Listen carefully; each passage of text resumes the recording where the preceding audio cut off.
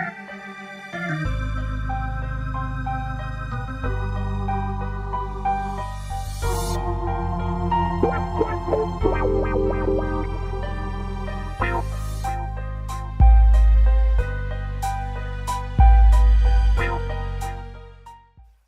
I'm Lynne, and today I'm in conversation with a very good friend who I haven't seen for a long time, the lovely, beautiful Clare Dubois, the founder of Tree Sisters. So this is so fantastic to see you. It's been a while, and almost when we last met, you just were starting Tree Sisters. I don't remember how long ago that was. I'd rather not remember how long ago it was.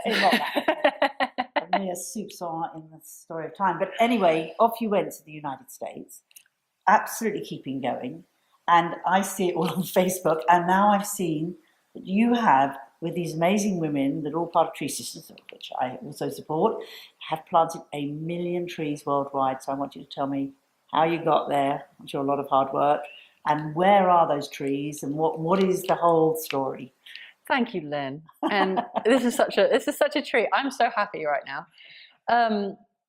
Well, most of it happened last year, actually, but I like to think of Tree Sisters as one of those plants that does an awful lot of spreading underground for a lot of years. I think bamboo does that before suddenly it pops up everywhere, because it's been actually, as any entrepreneur will tell you, when you start with a dream, it seems like it's going to be so effortless, because when it's in the realm of your imagination, it just feels like, oh, we can do this and we can do that. And then there's this extraordinary process of discovering what it actually takes.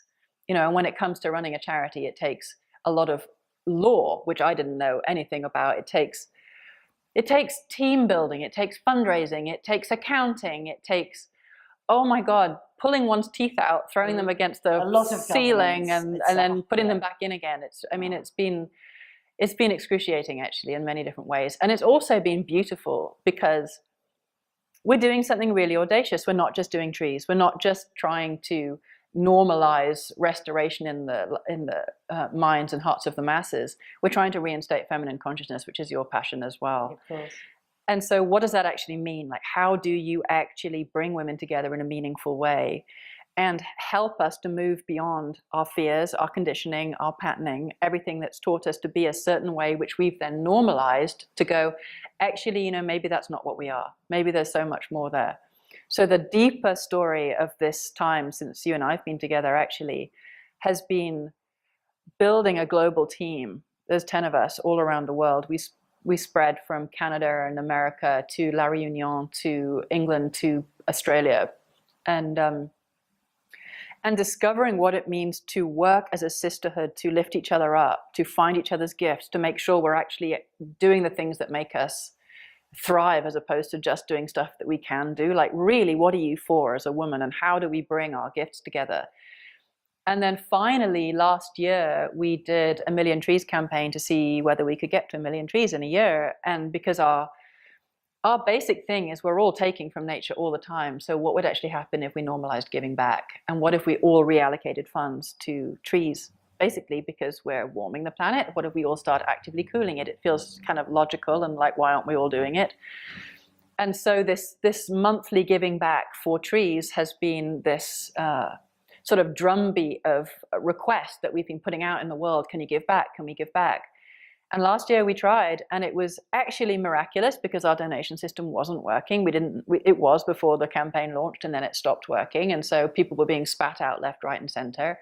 So I don't know how many trees we actually would have been planting had our donation system have been functioning. And you were telling me earlier, the trees are in a lot of different countries. So where are they? The trees are, we're planting mangroves in Madagascar. And that is essentially because mangroves sequester 30% more carbon than even the fast-growing tropical trees. And they are also restocking the oceans because they're the breeding grounds for many different species. So mangroves are some of my favorite trees. We're doing forest corridors between the remaining fragments of the Atlantic rainforest in Brazil. We're just about to expand from the southeast slope to the northern slope of Mount Kenya, which is basically one of the tallest, what they call water towers. And which, of course, was the place where Wangari Maathai, that wonderful woman who sadly is no longer with us, started her enormously amazing, powerful and inspirational to me, tree Green Belt. The Green Belt movement. She's Green Belt probably movement. she's probably the reason I'm doing Tree Sisters. I wondered, I was going to ask you, because Wangari Maathai, for those who don't know, was a Kenyan woman, grassroots leader, like so many women are, who went to prison at one time for her efforts, who had this dream, like you have a dream, like I have a dream, to plant trees all over Kenya, which would be shelters where the women could gather. Not only would replenish Mother Earth, but actually would be shelters where they could gather and talk, and became a very senior leader within the country, and made huge changes. Yeah, So, she was extraordinary. Yeah. She was extraordinary, and did you meet her? I did. Yeah, She was hospitalized. She was put into a coma, I think, twice. You know, this is so symbolic of where we are in our world right now. She was out there protecting women and protecting land and basically trying to bring back the streams. It was because one of the stream where she grew up had dried up that she started to plant. And in the same way that activists all around the world are being murdered for trying to protect the natural world, she was ridiculed. But she actually became, she was the first woman professor in Kenya, and then she helped bring down the government. I mean, she was extraordinary. Yeah. And I kind of thought, if this woman, with all of that against her, can stand up and have a go, and repeatedly get battered and stand up and have a go, I can just have a go. Yeah. Like, you have to have a go. But you had a very sort of, I would say, dramatic experience, which I know has been recorded before, and we've talked about it, because you had your accident when you drove into a tree, which is when you had your vision. Do you want to talk about, I mean, visions come in strange ways, and yours certainly came directly from the tree to you. Well, it's interesting, because over the years of telling the story, I'm seeing it a different way, because actually what happened was I was swerving on black ice going down a hill, and I was either going to go off an edge or I hit this tree. And so in a way, the tree stopped me from going over an edge. And that's how I feel the message of reforestation is. The trees can stop you going over an edge. And that's what people don't understand. We've taken nature for granted to such a degree, we're not actually fully aware of the reality that these trees are producing our rainfall, they're cooling our world, they're stabilizing our climate, and they're sucking the carbon out of the atmosphere. So I hit a tree, or the tree stopped me, and there was a blinding flash of white light inside the windscreen, and two words, the experiment. And then this voice, it was a male voice actually, started talking to me and said, humanity is running out of time, but it's not over yet. It's going to take all of us rising to the challenge to get through what's coming. The single greatest threat facing humanity is fear of failure, but you can get over a fear of failure by calling everything you do an experiment, because you can't fail an experiment. You can only learn. And even wrapped around a tree, I was like, wow, that's amazing. And luckily, I mean, life was very sensible saying that, because every time I've gone, I can't do it, my team say, it's an experiment, you can't fail. But then the voice continued. Well, I said, then what's the experiment? And back came, you have to reforest the tropics within 10 years, which was like life flashed before our eyes. No! How many years ago was that? I think that was 2010. It could have been 2009, but so it was still got 3 years to go. Oh God! Don't remind me. That was it was December. What a miracle you've done in the 7 years. I mean, 1 million trees. It's incredible. What's interesting for me is it was a year of refusal. Right. Like, I completely said no. Yeah. Because the next thing that came was, you have to mobilize the women. The women are the missing piece. Women are the womb carriers, and Earth is womb. Feminine consciousness is the consciousness of living systems. Women and nature carry a common history. What's happened to nature has happened to women. Women understand the life cycles. You can't force. You can't force nature all the time and expect her to keep giving. You can't force women all the time and expect them to keep giving. You have to reinstate feminine consciousness, or it's over. Your project is called Tree Sisters. It is a crowdfunding campaign. You have to make it normal to give back. I mean, it was like taking dictation, literally. You really channel it through. And I said no. It was like, you have got to be absolutely kidding. Don't ask me to do this. And then there's a point, and I think this is vital for all of us. I think all of us have these huge dreams inside us. All of us have moments where we go, oh, that would be amazing, I'm going to do that. And then within a day or half a day or half an hour, we've come up with all the reasons why not to. Yes. And right now, I think we live at a time where we've just got to go, all those reasons why not, all those fears, all those things, enough. Like, the situation that we're in is strong enough to say, every shred of every one of us is needed to be put to the challenge. challenge. I think the important thing is, and this is the work that I do, as you know, is that we don't have to do it on our own.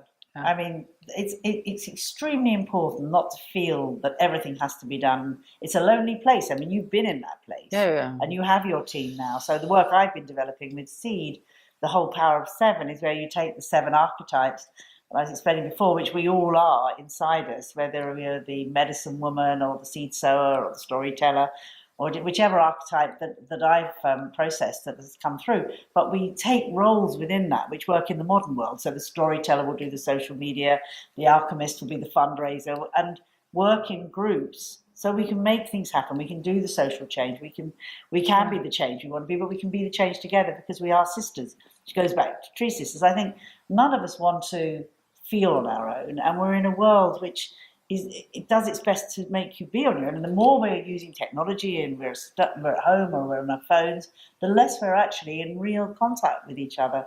So to come together in groups, which is why I said to you earlier today, let's do something together, which is what women do. You have the power of 7, take it to your Tree Sisters, and let's see what we can do in group, what we can do as a whole. And I think, we also talked before, and I've been like, why women? Why do women do it differently? And it goes back to sort of patriarchal way of hierarchy and a linear way of thinking, a linear way of organisation, where we know as women, or those who take the feminine path, that it is a circular way of being and being together. Yeah. And we are all leaders, every one of us. We just have different roles to play. And some people are the ideas people, some people are going to be motivating others, some people will keep the vision and make sure the vision happens. But at the same time, every one of us has got that inside us that we can make the change. And I get very inspired these days to see young women, actually, who are the future. I've just come back from Greece working with the refugee women there. And most of the young activists who were there helping the refugees were young women, young British women, actually, a lot of them, between the ages of 21 and 30, who were out there, and a lot of them have worked in Calais. We had this big camp in Calais before, doing extraordinary miracles. So that gives me hope. I guess that's the word that we're all looking for, isn't it? Whether we work with environment, whether we work with human rights, whether we work with abuse to women, it's where is the hope? And the hope has to be in the women, the young women, the women that are coming through. In fact, the UN said recently in a big report that it is the 11-year-old girls of today, that if they get the education and the equal rights that, of course, they should have, will balance out the world in, I can't remember what year, but when they're in their 20s. One of my grandchildren is 11 today, actually. Wow. Which is kind of the important age to be. So it's interesting what's happening. I'm a lot older than you, but we are really opening the doors. We are paving the way. Which is vital. Yes, it is vital. It's vital. I mean, I think our generations, it's like we're the permission. Like in a sense, we're laying a different path, and they're going to walk it. But if we're sitting here being these tamped down, tamed versions of ourselves, I think it's extremely confusing for anyone that's growing up now, looking at the actual insanity that we're living in, going, well, who out there is doing something that makes sense in relationship to the scale of what we're facing? How do we redefine woman? Yes. And we can't wait for the men to redefine woman. We can't wait for the men and for our current leadership to explain to us what feminine consciousness is. It's like deep inside us, there are these profound ancient knowings that are at the core of us, where I actually feel that womanness is untouched, is unharmed, is in her sacred authority, is the queen inside, or whatever archetype she is, where she's in her wholeness. And I think more than anything, women collectively, as you say, in circle, we can sit together and we can be permission and safety to sort of midwife those queens back into our authority. Yes. Because what's happened a lot, I think, with women is we've been the opposite. We've been in competition surreptitiously. And that's happened since the witch burnings, since we were not just demoted. I mean, what sort of a word can describe what actually happened to those women? Destroyed, who were, I mean, particularly in this area of Somerset. Huge amounts. But pitched against each other. Yeah. Taught that we had to betray each other in order to survive. And so there's this latent guilt, this latent shame, this complete horror. And there's been no attending to that wound. So there's this severance from our power. There's this turning away from who we are. There's this betrayal of each other. There's this covert separation.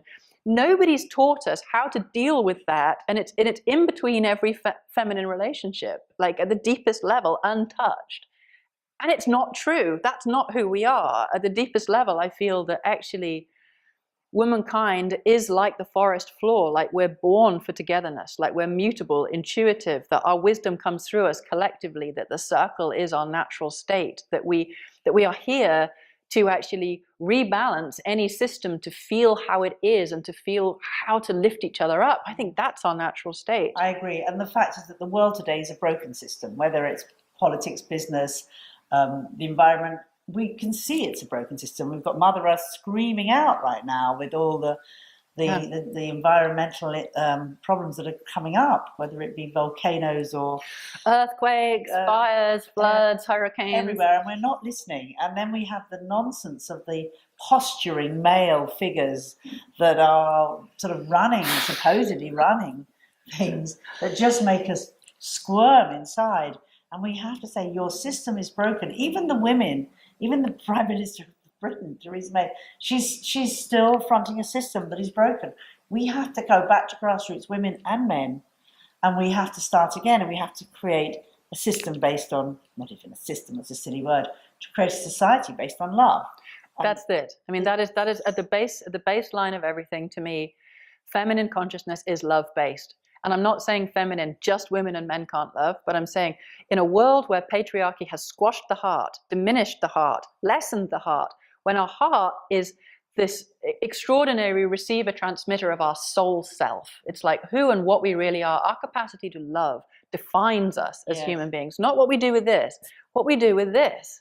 You know, how we that dominate. Is where our brain lives, where our mind lives, where our soul lives. And to me, this is why women, you know, why we're the breasted ones, because actually one of our core centers is our capacity to love and give unconditionally. And as our world is screaming, it's like, are we willing as women to feel what's happening? Because if we will feel it, and we're the feelers, that's what we're for. If we can feel and receive what's going on, it will break our hearts, and it has to break our hearts, because we're in this strange, separated, dislocated state that is not real. It's not normal to be severing our world, shredding our world, watching it go to hell in a handbasket, knowing that as the protectors of the future generations, we're failing them completely. What is our legacy? It's a global mother who cannot take care of the children. That's not okay. No, it's not okay. It's symptomatic of a profound break. But I really believe that why women now is because we actually have the mettle after millennia of being suppressed, of knowing what that feels like, to be able to step into that gap between where we are now and reality as it is, and close it through the feeling of that reality. And as we feel it out of existence and come back into right relationship with life, our actions will steer us towards what's appropriate. And what's appropriate is restoration for our world. Yes, absolutely. And what I love, having just been working with refugee women, is again coming to the heart. We don't even have to speak the same language. We speak the same language, but it's not words. It's about what is coming from our hearts. And I've just been with these incredible women, terrible experiences, traveling with children on their own, in boats for days, crossing over from Turkey. Stories that we don't even want to think about, but they are real. But from all of them, and from me to them, from them to me, was this beautiful heart connection. And we all worked all over the world, in Africa and Asia, other countries but there's this heart connection, and that's another reason why I know that women can do that. We don't meet and immediately going to competition, whatever the old wound is. We meet and we just feel. It's back to that thing you're saying about feeling. So I feel that there is hope in the future. I feel that my granddaughters, our children, children's children, children we know, the 11-year-old girls, we can open the doors and lay the way for a future that is going to be positive. And in fact, it's the only way we can continue on, is to live with love, to live with hope, and to open the doors for whatever's coming in. And I think to be willing to astonish ourselves, to be willing to believe in a future that we choose, even if right now it looks completely impossible. You know, one of the things that holds me up is we use a fraction of our brain. Yeah. You know, I feel like as humans, we have scratched the surface of what we really are. And somehow this predicament that we've got ourselves into is this profound permission to step into our not knowing, to be prepared to go, I just don't know. I don't know how we're going to do this. Because in our not knowing, we open. We open to something else coming in that can show us how to live. And we create the beauty and Yeah. the potential of everything that can be. Yeah. Oh, it's so brilliant to see you again. I guess we should stop, otherwise we'll Carry on forever. And it's fantastic, and I'm so proud of you and everything you've done with Tree Sisters. It's just phenomenal. And well, let me just say one thing. Oh, you're launching. We're about to do something Yes. insane, and insanity needs to be celebrated. So we're going from the 1 million trees a year to the 1 billion trees a year. Wow. Which is a growth curve that is like that. Yes. I mean, actually, I drew it and thought, oh my God, but it's the only thing that makes sense. Because if we're going to normalize planetary restoration, if we're going to say, this belongs to all of us, our forests belong to all of us, our future belongs to all of us, our responsibility belongs to all of us, we have to make it all of ours, which means we can't just keep taking all the time and saying this is normal. If we're going to shift, we're going in a different direction. It means activity, all of us. Come on, right now. So now you're really starting. Now we're really starting. Yeah, I feel like we kind of practiced with the 1 million, and now it's serious, which means we have to call in miracles, we have to call in celebrities, we have to call in corporates, we have to call in governments, we have to call in, I don't know what it's going to take, but I do know it's going to take over 2 million Tree Sisters. And I need it to be that actually Tree Sisters becomes a household name, because it needs to be the go-to for reinstating the feminine. Find out about Tree Sisters, people watching this film want to find out about Tree Sisters. Obviously, you've got a website with everything on it, which I guess is what? treesisters.org. treesisters.org. And right now, as we're moving towards the 1 Billion Trees campaign, which is completely unique because we're doing an inner and outer, we're doing a feminine and masculine. So we're doing a deep consciousness shift journey of 6 weeks, which is 6 weeks of personal transformation that is a journey around what we're calling our blueprint of a restorer species. This is all free. This is all yours if you want it. If you want to activate your energies, this is a journey that you can simply do whenever you want, but doing it together is going to be very, very powerful. It starts on the 19th of October with what we're calling the Call to Dream, where we're starting a big global get-together where we're calling in and invoking the transformation of each of those 6 weeks inside of ourselves, our relationship to ourselves, our relationship to each other, nature, how we respond, how we give our gifts, and how we belong. So, and as part of that, we're asking everyone to grow your own forest, which will be across 6 countries, because we're about to add Nepal and Cameroon. So taking care of severely critically endangered species as well. So that is billiontrees.me, and I'm going to say it again, billiontrees.me. If you sign up there, we will be able to bring you in, we'll be able to bring you into the pollinator grove if you'd like to be part of Campaign Central and really give your gifts. And we'll be able to let you know each step of the way what the events are. And thank you for asking. Brilliant. Thank you so much. Oh, that's beautiful. That's beautiful. Thank you, Lynne. Deeply appreciate it. Yay, go the women!